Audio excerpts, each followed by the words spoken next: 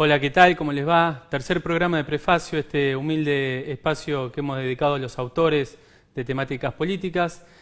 Hoy tenemos un programa interesante, distinto a los programas que veníamos haciendo. Vamos a hablar un poco de historia, vamos a hablar también, ¿por qué no?, en algún sentido de cuestiones biográficas. Y bueno, pero para comenzar presento a mi co-keeper como siempre, Rosario. ¿Qué tal? Buenas gracias. ¿Todo bien? Muchas gracias. Todo bien, sí. Pensaba un poco en el libro, en la forma que obligatoriamente te vas a la historia. Tenés que saber de historia sí o sí para poder entenderlo. El libro justamente es Operación Vallese, Barraza, el hombre detrás de la historia, y el autor es Pablo Weisberg, así que le agradecemos muchísimo por estar acá. Pablo, gracias por la invitación. un gusto. Bueno, es un libro que se sitúa en los años posteriores al exilio de Perón y en su regreso, digamos, ¿no? Hay dos grandes actores en el libro, si me lo permitís decir. Uno es Vallese, que es una personalidad conocida dentro del peronismo, y el otro es Barraza. Contanos cómo aparece Barraza en tu vida, digamos, y cuál es la vinculación con Vallese.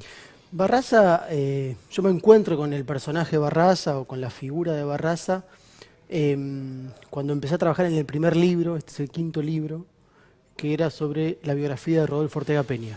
Un libro que trabajé con Felipe Celestia, otro periodista, y ahí aparece la figura de Barraza como el primero que investiga el caso Vallese y que su trabajo después quedó olvidado. Esa investigación que él hizo y que devela paso a paso lo que ocurre con el secuestro de Vallese, la desaparición, y que después es confirmado punto por punto con un juicio penal que termina con los policías responsables de ese crimen detenidos. Y entonces ahí aparece la figura de Barraza.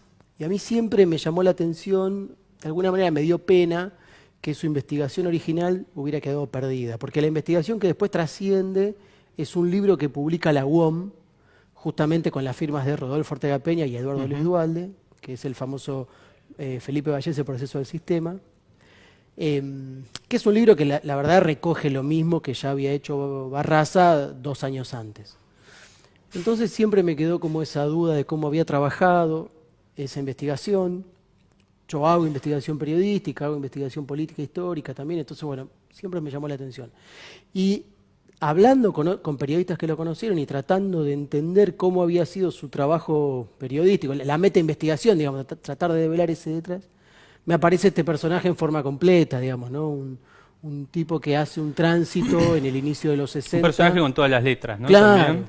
hace el tránsito del antiperonismo al frondicismo y después al peronismo de izquierda, participa de la resistencia peronista, o sea que expresa también parte de una generación política que hace eso, de jóvenes que, en muchos casos de padres antiperonistas. Él se definía como radical, ¿no? Él al inicio se define como radical. ¿Y Claro. qué es lo que lo lleva, digamos, a dar un paso y definirse como peronista, un militante encima peronista? Sí, mirá, es el tránsito que hace muchos, digamos, por ejemplo, no sé, sin ir más lejos, Rigui, el ex procurador general de la Nación, él también era frondicista y parece que es un tránsito hacia el peronismo. Entiendo que tiene que ver, digamos, con la falta de respuestas del radicalismo en muchos sentidos en ese momento, sobre todo en materia de justicia social, posiblemente. Seguramente tendría que ver el contexto mundial de procesos revolucionarios en marcha y el peronismo, mirando sobre todo el peronismo del 45, un peronismo que había hecho grandes cambios en la Argentina con, por ejemplo, qué sé yo, una legislación laboral como la que hoy no existe en muchos lugares del mundo. Convengamos que también Barraza tenía un perfil rebelde, digamos. Era muy difícil no estar con el peronismo, ¿no? Claro, bueno, sí, tenía un perfil rebelde. Contanos también un poco de la vida, el libro entre su vida privada y su tarea periodística, digamos, ¿no? Contanos un poco y un poco, a ver cómo lo vamos. Sí, el libro tiene como 2 partes. Una parte es la historia de Barraza, su relación con Carlos Laham, su pareja, con quien es asesinado, porque esa era otra característica de Barraza, es que era homosexual y que lo decía abiertamente en ese momento. Pensemos un periodista, digamos, que circula entre los sectores del sindicalismo peronista, Y ellos se definían como los putos peronistas. Ellos dos, después cuando están en pareja, juegan un poco y bromean con eso de nosotros somos de la agrupación Putos Peronistas. Hay que aclarar que era una agrupación que siempre fue medio mítica y se transformó en leyenda, pero que nunca existió realmente, Claro. sino que era más como un juego y que, lo hablábamos hoy al inicio, antes del programa, creo que tenía que ver con esta idea de que el peronismo tenía línea política para todos los frentes de masas, digamos, ¿no? Claro, y Para- al mismo tiempo, perdón, era mala palabra decir en ese momento que eras puto o algo por el estilo. No, O sea, claro, por como supuesto, y que- decir que eras de una agrupación Y agrupación que también. reivindicaba eso, y que además y decía abiertamente somos putos, digamos, era una provocación. Barraza era un provocador, le gustaba mucho la provocación, no Los solo en periodistas términos somos un poco políticos. provocadores en ese sentido. Y pues sí. Es Algunos difícil sí, otros hacer no. periodismo, sí, bueno. Algunos Pero sí, es otros difícil no. hacer periodismo sin cierta rebeldía, Sí, ¿no? sí, Digamos. posiblemente, sí. Pero el libro tiene dos partes. Una parte, esto que vos me preguntabas, digamos, la historia de Barraza, su relación con Laham, su rol como periodista, y la otra parte es la investigación original, que es lo que yo quería recuperar y que estuviera en el acceso masivo. Bueno, y digamos. cómo, para mí hay dos puntos de la tarea periodística. Me pareció brillante que hayas indexado las historias al final de cómo escribía Barraza, porque era un genio escribiéndola, era un fenómeno. ¿Cómo llega primero a Vallese? ¿Cómo llega a armar esa historia? Él, en realidad, él es como militante político, tenía relación con esos sectores del peronismo de la resistencia. Vallese era parte de uno de los grupos de la resistencia peronista, uno de los tantos grupos que había. Y él se encuentra con esa historia a partir de ahí, de su cercanía política. Y publica sus nueve artículos que dan cuenta de lo que ocurre con Vallese y con toda la familia de Vallese en dos pequeños diarios de una de las agrupaciones del peronismo revolucionario de ese momento, que son 18 de marzo y Compañero, que es la continuación porque lo clausuran, digamos. Y de alguna manera eso, que a mí me llamó la atención después del libro publicado, conversándolo con otros periodistas, eso lo emparenta con la forma en que Walsh publica Operación Masacre. Claro. Walsh hace una serie de notas que publica en el diario Azul y Blanco, que era un pequeño diario de una de las agrupaciones peronistas, digamos, o nacionalistas en realidad, y después eso se convierte en un libro. Lo que ocurre con el trabajo de Barraza, que por distintos motivos, algunos creo que son muy comprobables y otros por ahí son materia de discusión, él no llega a publicar, eso no se convierte en un libro. Seguramente por su personalidad, porque él en realidad su tarea periodística, como más comprometida en términos políticos y vinculado a alguna estructura, la realiza entre el 63 y el 68-69. Después él se va a Europa, vive una vida hippie en Ibiza, vuelve, se pone en pareja con Carlos Laham, sigue trabajando como periodista, en política, por supuesto, incluso ahí entra a trabajar en La Opinión, escribe un artículo muy interesante que es una reseña política, por supuesto, porque él todo lo que hacía estaba atravesado por la política, del libro de López Rega sobre astrología y esoterismo, y en ese artículo, en el diario La Opinión, ¿no? Era el diario que leía la intelectualidad porteña, era el segundo diario de la... Le de la puso ciudad de una Buenos carga, Aires. un cinismo Un cinismo tremendo, impresionante. y lo define aparte como el astrólogo, o sea, lo deja pegado al brujo, ¿no? Digamos, ¿Ya casi. en esa época se hablaba del astrólogo, el brujo? No, o todavía no se hablaba. Bueno, había que Él, tener... Claro, él descubre eso, digamos. Ujú. Te escuchaba en una entrevista antes de que entráramos acá y hablabas cómo era hacer periodismo en esa época. Era una cosa totalmente distinta. Era muy difícil ir a papeles, digamos, era un boca a boca. ¿Cómo trabajaba periodísticamente Y Barraza? Bueno, de una manera absolutamente distinta a la que trabajamos nosotros hoy, por supuesto, pero tenía por un lado, digamos, las fuentes orales, las perdón, recolectaba me igual que refiero más nosotros. allá de la cuestión tecnológica, que es obvia, Sí. ¿no? Pero me refiero a un contexto en el que la información, no todos tenían acceso a la información, casi nadie. Era muy difícil también lo que publicabas. Y Claro. era jodido también, claro.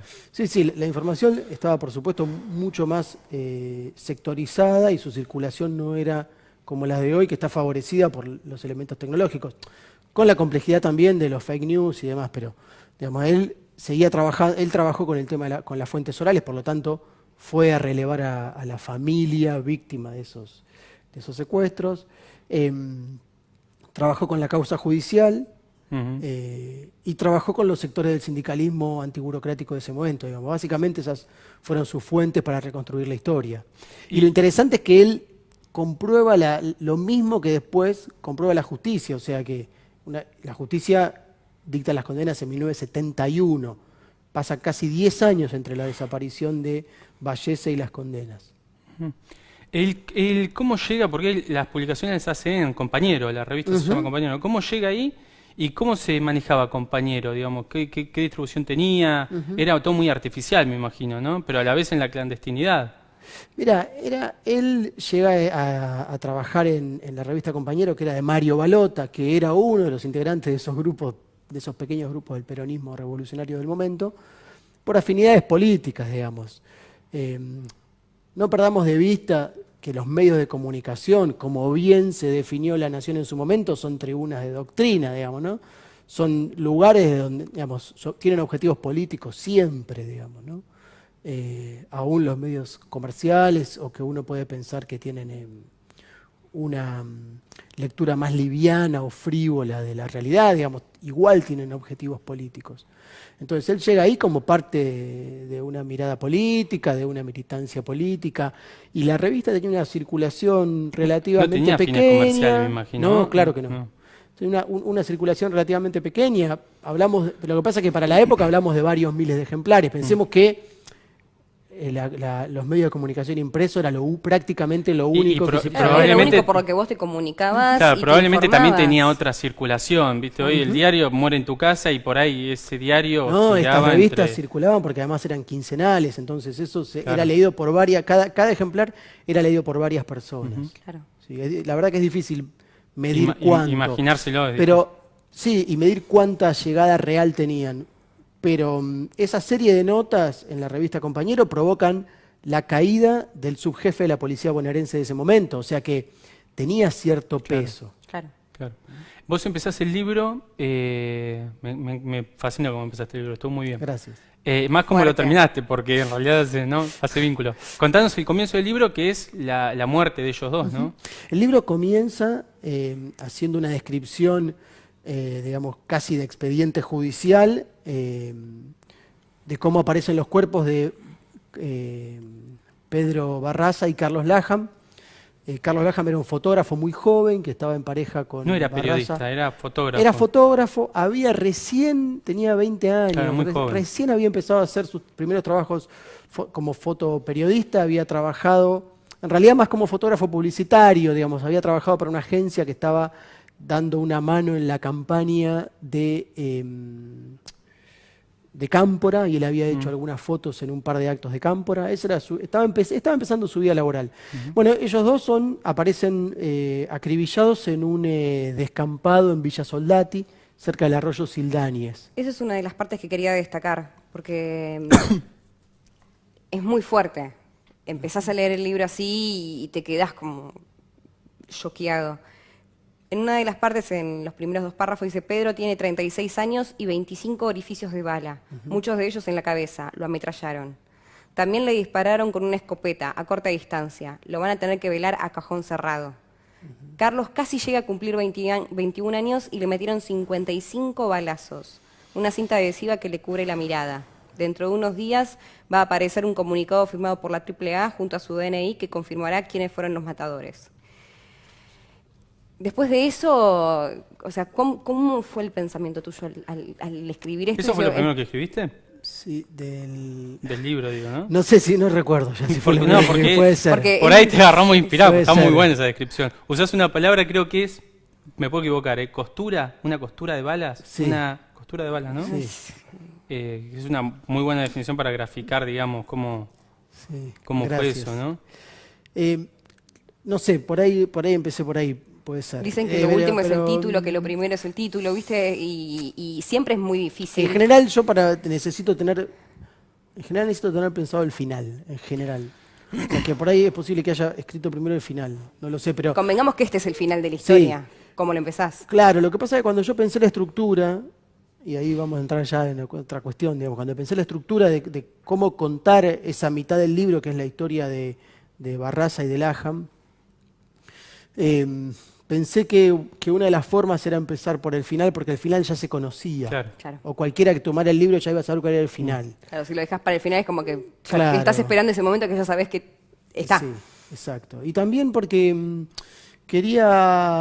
me parecía que el libro tenía que hablar más de la vida de ellos que de la muerte. Entonces dije, bueno, desde un punto de vista estructural, Cumplo con esto. Que lo te tengo resolvemos que en el no- que tengo que principio, mencionar. una cosa corta, y pasamos a otra historia, que es por ahí tal vez lo más interesante para mí, que era la vida de ellos, contarlas cómo iba trabajando Barraza en la investigación de Vallese, y ¿Cómo también llega? describir la política. del Perdón, San. momento, ¿no? Vos decís una cosa que es muy interesante, y acá te cito vos. Qué Y en presente. base a eso, quiero que me respondas esto y después volver al libro. Pero ¿vos considerás que a la gran mayoría de la gente se lo recuerda por la muerte y no por lo que hace en vida, sino la forma en que se produce su muerte? No. Me te está contradiciendo. No, bueno, para eso hay casos y casos. Agarré a Alfonsina Storni probablemente sí, pero no, claramente es una persona Pero que... lo llevo más Sí. que nada al principio del libro, que uno se queda más que nada con eso, y después obviamente el contexto de la persona. Lo que pasa es que y demás, también pero- contar la muerte de ellos dos también te sitúa En un muy contexto. rápidamente en el escenario político, digamos, Claro. para rápidamente qué era lo que estaba pasando, ¿no? Claro. Había 2.500 muertes a manos de la AAA, o sea, de un escuadrón parapolicial que se manejaba al margen del Estado, por supuesto, con amparo del Estado, por supuesto. claro. No hay forma de que exista ni acá, ni en la Argentina, ni en el mundo, ninguna estructura paraestatal que no tenga algún amparo en el Estado. Pero digo, bueno, 1.500 muertes de esa manera, y además algo interesante de alguna manera es que así como Ortega Peña es la primera muerte que la AAA se autoadjudica. ¿Qué año es porque eso? es en el mismo año, es el 31 de julio del 74. Ujú. Cuando lo matan a Ortega Peña, que en ese momento era diputado nacional, o sea que de alguna manera hay un crimen, no digo un magnicidio, pero hay un crimen contra una figura que representa una institución del Estado. Y el primer crimen, y la AAA sale a decir lo matamos nosotros. O sea, Claro, es la ese primera. es un punto muy interesante históricamente hablando y fuera del libro, ¿no? Porque mucho se discute en el peronismo cuándo empezó el accionar de la AAA, ¿no? Claro. Digamos, claramente porque algunos lo vinculan con el gobierno peronista, otros tratan de desligarse, de patearlo 2 o 3 añitos Claro. posteriores, pero esto está documentado, digamos, ¿no? Sí, la AAA empieza a actuar bastante antes del asesinato de Ortega Peña. La diferencia es que con el asesinato de Ortega Peña la AAA dice, Fuimos Fuimos nosotros. nosotros. claro. Lo que pasa es que cuando lo matan a Ortega Peña, Perón ya había muerto. Entonces ahí está esa discusión de la que vos Claro. decís. Yo entiendo que esa estructura que funcionaba no podía estar al margen del Estado, o sea que de algún lugar del Estado tendría que hacer pie. Claro. Sí, que también una provocación, esos comunicados diciendo nosotros lo matamos, nosotros hicimos, que tengo entendido que también... Casi que firma una aparición en escena, ¿no? Que dice, bueno, aquí estamos, Ujú, ¿no? Me da claro, la impresión acá que es estamos. una cosa Bueno, más- cuando lo matan a Ortega Peña, los familiares de Barraza recuerdan que él se había preocupado. Como que, bueno, que esto de que salieran a la luz pública y lo dijeran abiertamente ya como que generaba como que cierto era, temor. sí, era un modus operandi. Pero al mismo digamos, ¿no? tiempo, como ellos no eran jetones, digamos, les parecía que no era algo preocupante. Bueno, Y todavía claramente se faltaba para lo equivocaron. peor, ¿no? Sí, claro, claro. Sí. En el apartado este que hablábamos, que tenías algunas notas, ni siquiera fragmentos de que había escrito Barraza, había uno que me quedó muy grabado, que es el caso de Mercedes. Sí. Contanos un poco de eso, lo que recuerdas, porque bueno, no lo No, escribiste no. vos, pero no es una mención de... Sí, sí. Lo que pasa es que cuando se produce el secuestro de Vallese, no es que solamente secuestran a Vallese, secuestran a toda la familia de él. Recordemos, digamos, bueno, hoy en algunos lugares sigue siendo similar, ¿no? Digamos, eran casas familiares donde vivían varias familias de trabajadores. Entonces, cuando entran a la casa de Vallese, por más que él, digamos, ya tenía un hijo, no es que vivía solo con su hijo, vivía en una casa donde vivían otras familias, digamos. Algo por ahí parecido a esta cosa de cómo eran los conventillos. Los conventillos, ¿no? sí. Como lo siguen siendo hoy, ¿no? Si vamos a la Boca, eso sigue funcionando así. Y bueno, digamos, lo detienen a Vallese y después van a la casa y secuestran al resto de la familia y también son torturados. El caso de Mercedes, que es una familiar de él que vivía en esa misma casa, también es detenida, es torturada, digamos. Todo intentando buscar en ese momento a otro militante político al que relacionaban con la muerte de 2 policías de la bonaerense, que en realidad había sido aparentemente una disputa entre un sector de la Policía Federal y un sector de la Policía bonaerense. Algo que hoy parece imposible, ¿no? ¿Cómo hace para describir tan detalladamente todo lo que le va pasando, ¿no? Bueno, en este caso Mercedes. Y yo entiendo que él hace entrevistas muy profundas. La realidad es que él toda la investigación la hace solo. Y como era una redacción muy pequeña, digamos, no era una revista tradicional con una redacción, ¿no? Digamos, sino que era una cosa muy pequeña donde él las notas las llevaban y después agarraba a alguien y las plantaba para ser impresas. Entonces, lo que yo no tengo es un relato de redacción, ¿no? Digamos, esto como uno hoy entra en una redacción, la única hay otros forma que compañeros que tenés van... es con los testigos que estaban ahí. Claro. Entonces, claro, pero viste que si hoy eso ocurriera y lo cubriera un diario o una revista con una redacción armada, todo ese proceso de investigación que hace el periodista, Sí, que hay lo haga en registro, solitario, digamos. sí, lo va discutiendo con compañeros, pregunta, Claro, plantea no tenés dudas. oportunidad No hay de acá eso. no hay, ¿no? Él trabajaba en solitario. Pero entiendo que seguramente hizo entrevistas en profundidad con cada una de las víctimas, recogió también información de los vecinos, porque hay algunas partes, sobre todo el relato del secuestro, está creada muy bien la escena de cómo es el secuestro. Sí, o un sea que trabajo de evidentemente- campo muy Claro, específico hay exacto, ahí. un trabajo de campo fuerte, sí. Y al mismo tiempo es como muy... me suena todo el tiempo la palabra peligro, me viene a la cabeza. Es como que Sí. nunca podés saber en quién confiar o Sí. desconfiar en cierta persona que puede ser el familiar de y que te deschaba y te fusilan.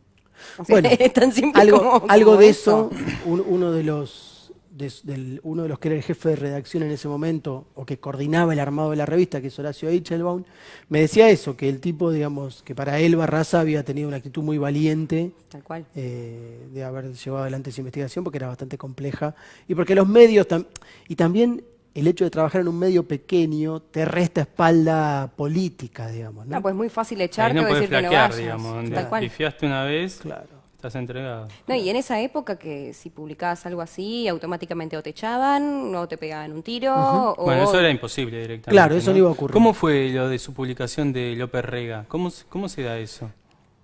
La verdad, Porque ese sí, no, bueno, pero eso fue en un diario de sí, lo que pasa, claro, bueno, un ahí ya diario importante, digamos, no en fue la en una- opinión, Claro. claro, eso fue en la opinión. No, ahí ya teniendo la cobertura del medio, digamos que tenía, la opinión tenía una posición un poco antiperonista, digamos. Ajá. Entonces le venía bien una nota de esas características, más allá de que Barraza escribía seguramente desde su tensión política con ese sector del peronismo, Claro. ¿no? Digamos, no nos olvidemos que él venía de lo que eran los grupos de la resistencia peronista, que por supuesto ya en el 71 no eran lo mismo y se habían ido reconvirtiendo, pero tensionaban muy fuerte y chocaban muy fuerte con lo que expresaba López Rega dentro del peronismo, ¿no? Bueno, que representaba un sector de la militancia política importante también, ¿no? Sí, claro, por supuesto, pero representaba a los sectores más conservadores dentro del peronismo, entonces bueno, había una tensión ahí. Entonces no Bien. tengo duda yo ahí que Barraza escribió desde ese lugar, Claro. más allá de que le fue funcional a la línea política que tenía la opinión. En algún momento del libro hablas de cómo él enviaba el material, no sé si fue con un caso puntual. Durante todo el trabajo de Vallese... Contanos sí, un poco de eso, ¿cómo hacía? él terminaba haciendo envíos a último momento, lo cual generaba, digamos, por un lado, mucho temor siempre dentro de la conducción de la revista primero 18 de marzo y después Compañero, sobre su situación personal, digamos, si se encontraba bien o no, y después generaba un problema por el tema de la impresión de la revista, digamos. Claro. Sí, no, es que mandas el mail y No, Claro, que no, mandas sí, el sí, tipo sí. en No, todo, es claro, como- eso Pensar había que que mandarlo por hace- carta o ir al hace tan lugar y poquito entregar. se hacía el mailing masivo Claro. y es algo ya en desuso, ¿no? No, Increíble, imagínate ya en aquella época. Y al mismo tiempo me quedo con eso que dijiste de la situación personal. Se sabe, obviamente, lo que estás publicando, pero ¿pensás que lo hacía esa cosa de último momento por la falta de información, por lo que costaba o simplemente para que no se filtre? No, para que no se filtre no creo, porque ese problema no lo iban a tener en una estructura tan chica. pequeña y donde había acuerdos políticos claros, digamos. No, posiblemente porque todo funcionara como en forma más desvolada, digamos, ¿no? O que por ahí le faltaba, habría que es algo que estoy haciendo una hipótesis, ¿no? Habría sí, que ver tu nota opinión por personal, nota. digamos.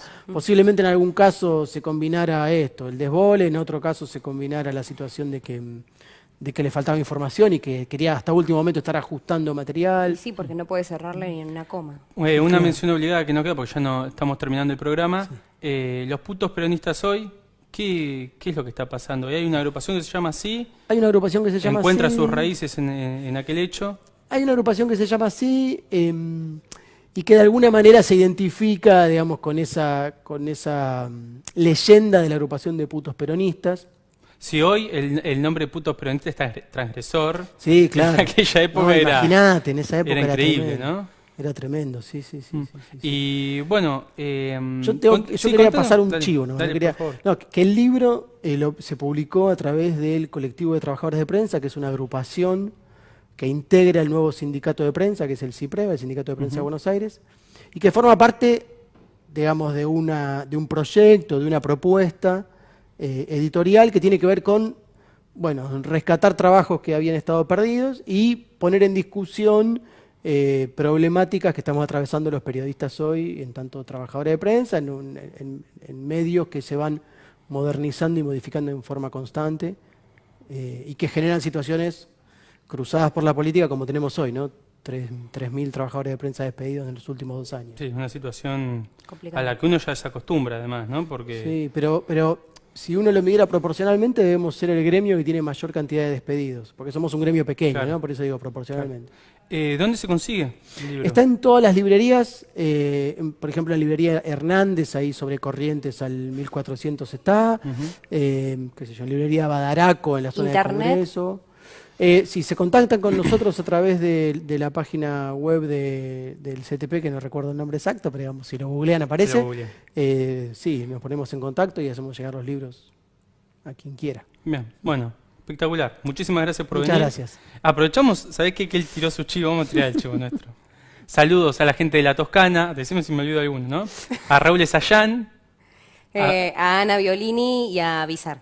Bien, muy bien. Así terminamos con el chivo completo Y para sí, hacemos todos. un chivo completo para todos. Así que sí, sobre todo a Pablo, muchas gracias por venir. Gracias. Las complicaciones del día a día es difícil, así que te agradezco mucho. Y No, y sobre bueno, todo, felicitaciones. Sí. Lindo engendro. Gracias. No, pero está bueno reivindicar un poco el trabajo, porque el periodista siempre es bastante... La profesión del periodista. Sí, la profesión del periodista. Vapulear. Todos los ponen como grandes mártires y en realidad yo creo que nos pegan todo el tiempo, somos un punching ball permanente, así que creo que estaría bueno replantearse un poco eso. Bueno, muchas gracias a ambos, espero que hayan pasado bien, Sí, claro. se hayan sentido relajados. Gracias por la invitación. Nos estaremos encontrando, si Dios quiere, el jueves que viene con algún otro autor. Todavía no vamos a develar quién, pero esperamos que haya pasado un lindo momento y que se hayan sentido alimentados por este muy buen libro que escribió Pablo. Chao, gracias. Si me deja vivir.